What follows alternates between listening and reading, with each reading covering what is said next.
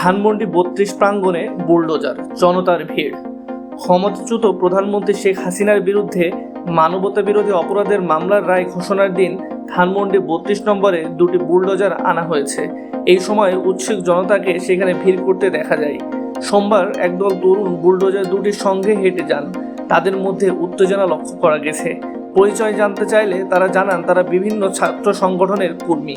এ সময় লিগধর, জেলে ভর, আওয়ামী লীগের ঠিকানা এই বাংলায় হবে না, ৩২-এর আস্থানা এই বাংলায় হবে না, এমন নানা স্লোগানে এলাকায় উত্তেজনা ছড়িয়ে পড়ে। পরিস্থিতি নিয়ন্ত্রণ আনতে আইন শৃঙ্খলা রক্ষাকারী বাহিনী তৎপর রয়েছে। উত্তেজনাকর পরিবেশের কারণে ধানমন্ডি এলাকায় জনসাধারণের চলাচল সীমিত করা হয়েছে। এর আগে চলতি বছরের ৫ই ফেব্রুয়ারি রাত ১১টার দিকে একটি বুলডোজার এসে গুঁড়িয়ে দেয় ৩২ নম্বরের বাড়ি। সেদিন একটি এক্সকেভেটরও আসে সেখানে। তারও আগে গত বছর ৫ই আগস্ট আওয়ামী লীগ সরকার পতনের পর ৩২ নম্বরের এক বাড়িটি আগুনে পুড়িয়ে দেয় ছাত্র জনতা।